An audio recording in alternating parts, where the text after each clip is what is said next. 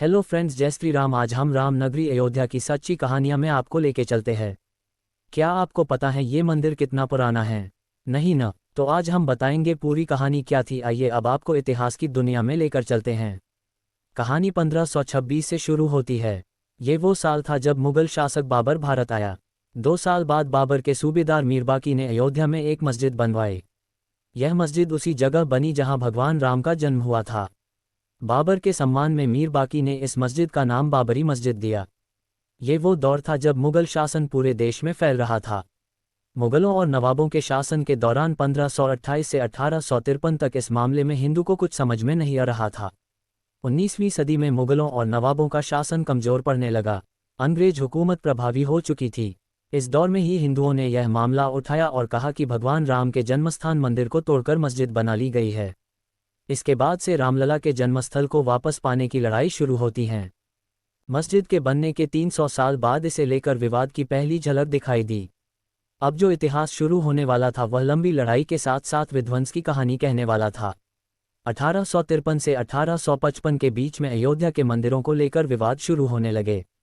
Indian history collective की report बताती है कि उस वक्त सुन्नी मुसलमानों के एक गुट ने हनुमानगढ़ी मंदिर पर हमला कर दिया था।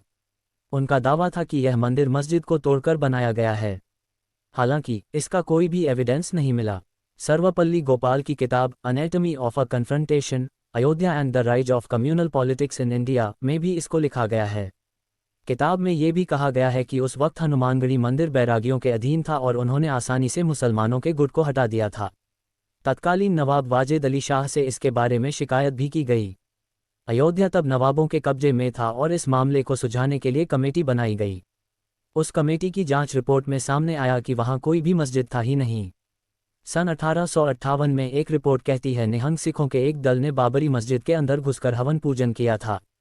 उस वक्त इस घटना के खिलाफ पहली बार एफआईआर की गई थी और लिखित में यह विवाद सामने आया था कि उसमें लिखा गया था अयोध्या में मस्जिद की दीवारों पर राम का नाम लिख दिया गया है और उसके बगल में एक चबूतरा बना है।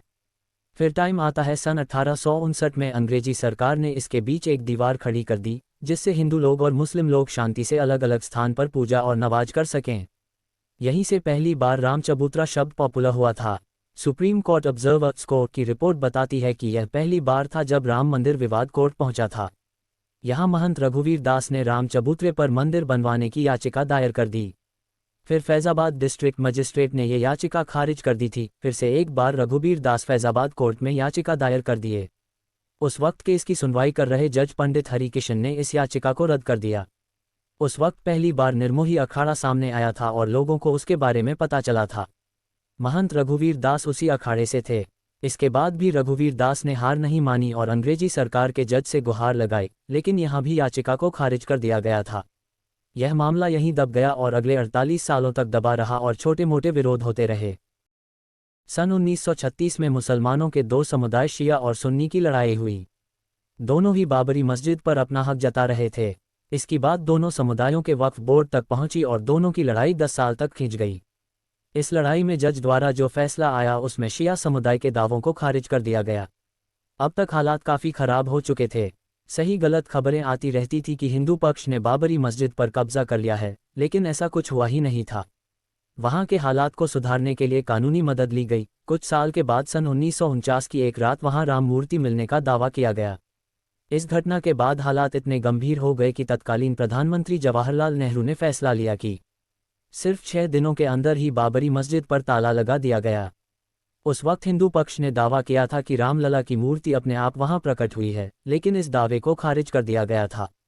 एक बार फिर 2 अलग अलग केस फैजाबाद कोर्ट में दाखिल किए गए और हिंदू लोग ने रामलला की पूजा की आज्ञा मांगी। सन 1982 ये वो साल था जब विश्व हिंदू परिषद ने राम, कृष्ण और शिव के स्थलों पर मस्जिदों के निर्माण को साजिश करार दिया और इनकी मुक्ति के लिए अभियान चलाने का ऐलान किया। 2 साल बाद 8 अप्रैल 1984 को दिल्ली में संत महात्माओं, हिंदू नेताओं ने अयोध्या के श्रीराम जन्मभूमि स्थल की मुक्ति और ताला खुलवाने को आंदोलन का फैसला किया। 1 फरवरी 1986 को जब फैजाबाद के जिला न्यायाधीश के एम पांडे ने स्थानीय अधिवक्ता उमेश पांडेय की अर्जी पर इस स्थल का ताला खोलने का आदेश दे दिया। हालांकि कोर्ट ने इजाजत तो दे दी, लेकिन अंदर के गेट को बंद ही रखा जाएगा। जनवरी सन 1989 में प्रयाग में कुंभ मेले के दौरान मंदिर निर्माण के लिए गांव-गांव शिला पूजन कराने का फैसला हुआ। साथ ही 9 नवंबर 1989 को श्रीराम जन्मभूमि स्थल पर मंदिर के शिलान्यास की घोषणा की गई।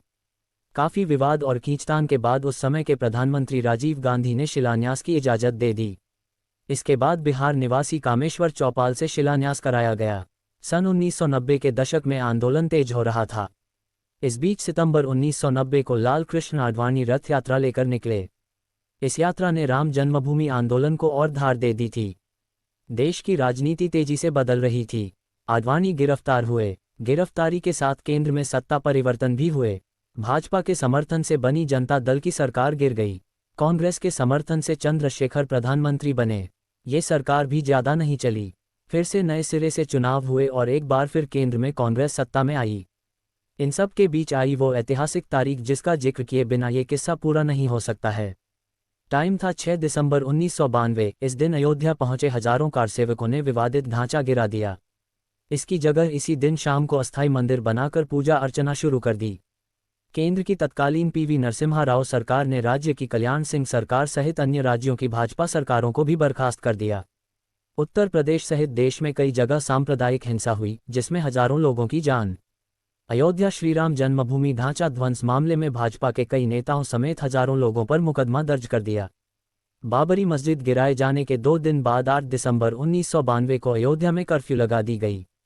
वकील हरिशंकर जैन ने उच्च न्यायालय की लखनऊ खंडपीठ में गुहार लगाई कि भगवान भूखे हैं, राम भोग की अनुमति दी जाए। करीब 25 दिन बाद 1 जनवरी 1993 को न्यायाधीश हरिनाथ तिलहरी ने दर्शन पूजन की अनुमति दे दी। 7 जनवरी 1993 को केंद्र सरकार ने ढांचे वाले स्थान और कल्याण सिंह सरकार द्वारा गिरा दी गई जमीन पर कुल 67 एकड़ भूमि सरकार के कब्जे में हो गई। फिर टाइम आता है सन 2002 में अयोध्या टाइटल डिस्प्यूट शुरू हुआ और इलाहाबाद हाई कोर्ट की लखनऊ बेंच में हियरिंग शुरू हुई। अगस्त 2003 में archaeological survey of India (ASI) ने मस्जिद वाली जगह पर खुदाई शुरू की और ये दावा किया कि इसके नीचे 10वीं सदी के मंदिर के साक्ष्य मिले हैं।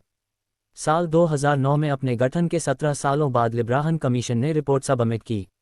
हालांकि इस रिपोर्ट में क्या था कुछ नहीं पता चला। अब तक अयोध्या की जमीन को हर पक्ष अपने लिए मांग रहा था, लेकिन इलाहाबाद हाई कोर्ट ने इस जमीन को 3 बराबर हिस्सों में बांट दिया। विवाद खत्म नहीं हुआ। इस फैसले ने पूरे देश में विवादों को जन्म दिया। इसके खिलाफ एक बार फिर से याचिका दायर हुई और साल 2011 में सुप्रीम कोर्ट ने इलाहाबाद हाई कोर्ट की रूलिंग को रोक दिया। सुप्रीम कोर्ट ने इस हियरिंग को लेकर कहा कि इलाहाबाद हाई कोर्ट का जजमेंट अजीब है, क्योंकि तीनों में से किसी भी पार्टी ने इसके लिए मांग नहीं लगाई थी। सन 2017 आते आते चीफ जस्टिस खेहर ने तीनों पार्टियों को आउट ऑफ कोर्ट सेटलमेंट के बारे में कहा। इस पर एक बार फिर से बहस शुरू हुई। साल 2018 में सुप्रीम कोर्ट ने फिर से अपना फैसला दिया। हालांकि लेकिन उसे उजागर नहीं किया गया। उस वक्त सुप्रीम कोर्ट ने बड़ी बेंच के तहत उनके फैसले की जांच करने को मना कर दिया था। चीफ जस्टिस गोगोई ने साल 2019 में 5 जजों की बेंच बनाए और पुराने 2018 वाले फैसले को खारिज कर दिया। 8 मार्च 2019 को 2 दिन की सुनवाई के बाद जमीनी विवाद को आपसी सहमति से सॉल्व करने की बात एक बार फिर से कही गई। इसके बाद होना क्या था? नवंबर सन 2019 आते आते सुप्रीम कोर्ट ने हिंदू पक्ष के हित में फैसला सुनाया और राम मंदिर को एक ट्रस्ट के जरिए बनवाने का आदेश दिया। इसके साथ सुन्नी वक्फ बोर्ड को 5 एकड़ जमीन दी गई, जहां अयोध्या में मस्जिद बनवाया जाना था। दिसंबर तक इस मुद्दे पर कई पेटिशन फाइल की गई और सुप्रीम कोर्ट ने इस मुद्दे को खारिज कर दिया।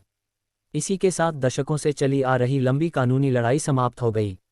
अब टाइम था मंदिर बनवाने का। 5 फरवरी सन 2020 को प्रधानमंत्री नरेंद्र मोदी ने अयोध्या में मंदिर निर्माण के लिए राम जन्मभूमि तीर्थ क्षेत्र ट्रस्ट की घोषणा की।